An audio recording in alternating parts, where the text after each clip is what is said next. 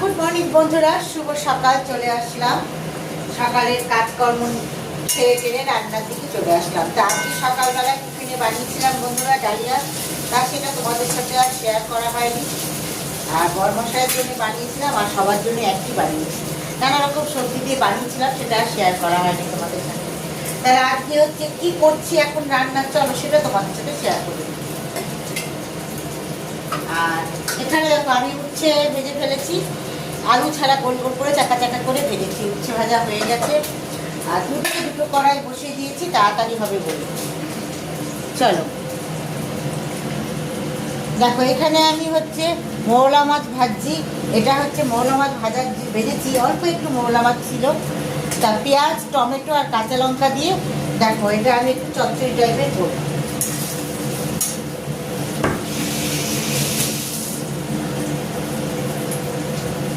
তা মাছটা আমি এর মধ্যে ভাজা হয়ে গেছে, তা মাছটা আমি তুলে নিচ্ছি।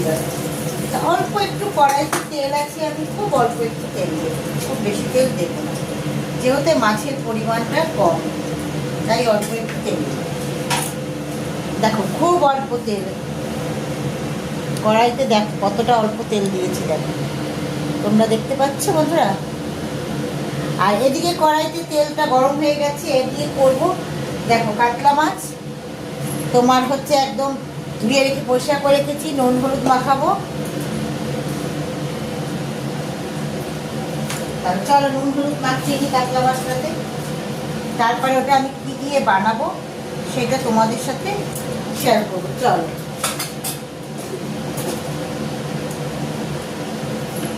কাতলা মাছেরটা আমি বেশ নুন হলুদ সুন্দর করে মাখিয়ে নিই। আর কাতলা মাছটা আমার ছোট ছেলেই বেশি খায়, কেন বলো তো, কাতলা মাছ ছাড়া কোনো মাছ খায় না, কাতলা মাছ আর চিংড়ি মাছ ছাড়া কোনো মাছ খায় না, তাই ওর জন্যই আনি। আর অন্য মাছ আমরা করলে ওর জন্য এক পিস করে করে বার করে করে করতে পারি। দেখো কাতলা মাছে একদম সাইজ দেখো কি বড় বড়। চলো তেলটা গরম হয়ে গেছে, দিয়ে দিলাম।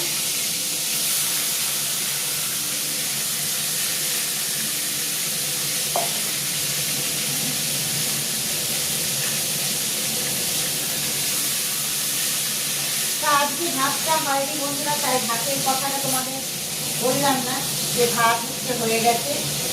তা আমি এদিকে দেখো কাতলা মাছের ঝোলের জন্য নিয়ে নিয়েছি সজনে ডাঁটা, আর নিয়েছি কাঁচকলা আর পেঁপে।